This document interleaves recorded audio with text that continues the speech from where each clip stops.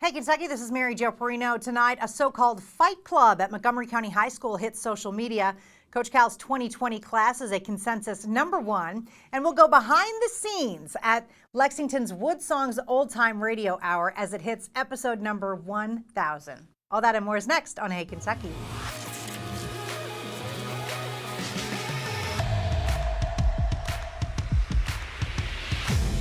Welcome to Hey Kentucky. Drew Franklin is my co-host tonight, and all I can say is, I hope you brought your appetite.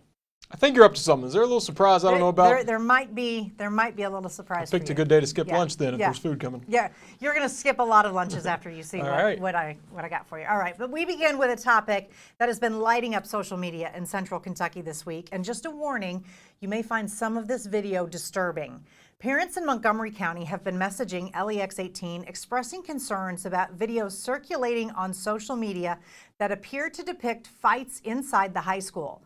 The videos are accompanied by comments declaring it Fight Week.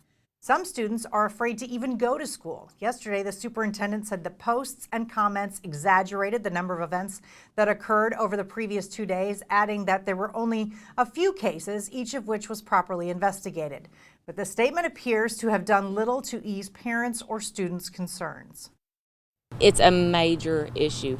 Nothing is being exaggerated. There is video after video. It's not exaggeration. And he's just saying it's just a few instances, and really it's not. I mean, it's all over social media. If this continues throughout the year, then it's only going to get worse. And I don't know if I want to spend my senior year being scared or not being able to get to my class because people are blocking the halls. So, Drew, this would be my only thing for the superintendent is if your students are frightened, which I can see why if those videos are accurate, then you have to do something more than just say, well, it only happened a few times. Absolutely. Those videos are really unbelievable. Fights happen from time to time.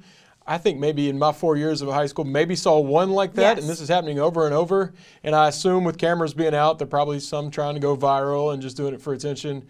You got to stop this immediately. They didn't even look like fair fights. One just punching someone in the back of the head at a desk. Yeah, you got to nip it in the bud now because it will spread on social media, which is probably what some of these kids want to happen. If I'm a parent, I'm really concerned. I would hesitate sending my kid to school. You are a parent. Would you send a kid to that school? Yeah, I guess if I were, I wonder what that would be like.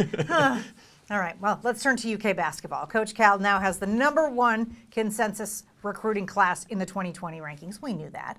After the recent additions of Devin Askew and Isaiah Jackson, they were bumped up to the top spot by 24/7 Sports, Rivals, and ESPN beating out Duke. Kentucky has officially signed 6 members to the class, and John Calipari is giddy about each and every one of them. Meanwhile, ESPN says there could be more twists and turns in the race for the #1 spot by the time the spring rolls around and the team rankings are finalized. Here's what Cal had to say about this team. Quote, "I'm really excited about this group of young men. They recruited us as much as we recruited them. They wanted this culture. They wanted to be with other good players. They didn't need crazy promises. They wanted this. In the past, when we've had groups like this, it's led to success both individually and as a team." Drew, this is, not a surprise. You've got 6 guys. 4 or 5 of them are top 25 dudes. Of course, this is the #1 class. Yeah, I'm not surprised Cal has 5 stars, but I'm surprised he has 6 that have already signed right now. This is the early signing period.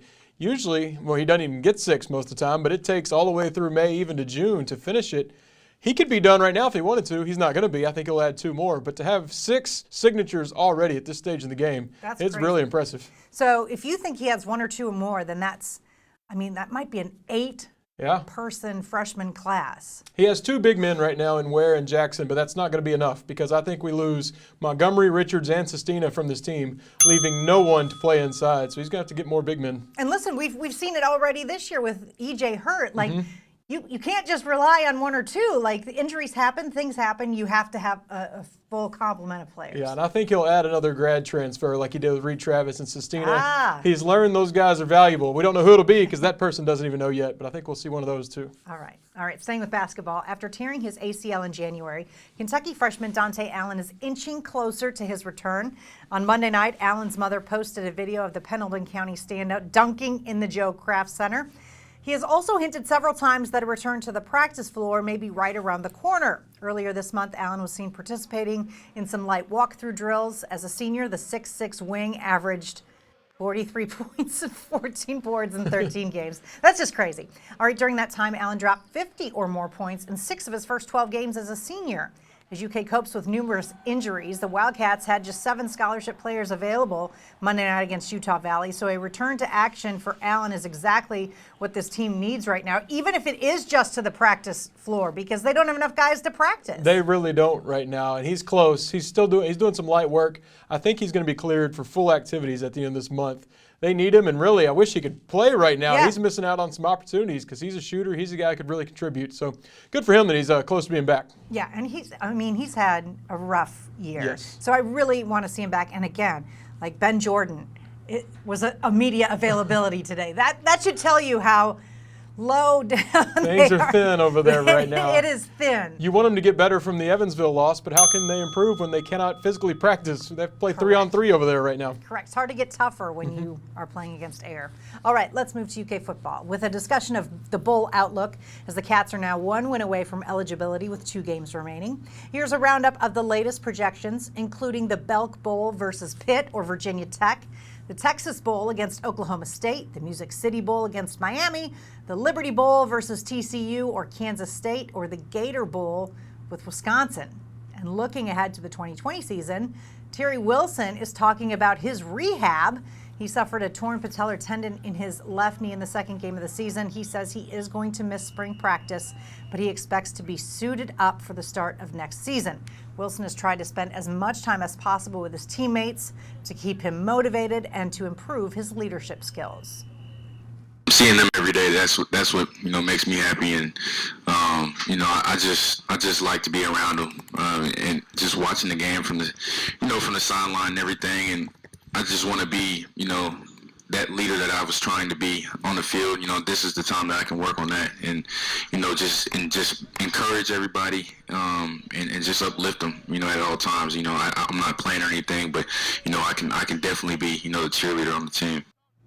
Defensive back Devontae Robinson says his recovery is slightly ahead of Wilson's after undergoing surgery to repair a quad injury. Robinson hopes to participate in spring practice in a limited capacity. And Drew, we're going to be happy to get both those guys back next year for sure. Definitely, and I can't help but think if Terry Wilson were healthy right now, what UK's record is. There's 2 or 3 games I'm almost confident, almost certain they would win if he were the quarterback. Good to hear he'll be back next year, but win on Saturday, we're bowling. Can't be mad about that. I know, and I would think that Saturday is. I'd say they're pretty safe. UT Yeah. Martin. Yeah. You know a lot about UT Martin because I don't. Well, I hope you find out by tomorrow. Yeah. All right, now to our weekly feature on Hey Kentucky. What's the Beef? Brought to you by the Kentucky Beef Council. A Louisville photographer is taking on the city's fairness law by filing a lawsuit in federal court. Chelsea Nelson says she doesn't want to take photos of same-sex weddings, although no such couples have approached her, and that the ordinance violates her First Amendment rights. Nelson is represented by the same group involved in the case of a Lexington business that refused to print Pride Festival t-shirts. And that's tonight's edition of What's the Beef? Up next on Hey Kentucky, a longtime staple of Lexington's music scene celebrates a huge milestone. We'll sit in on the 1000th edition of the Woodsong's Old Time Radio Hour when we return.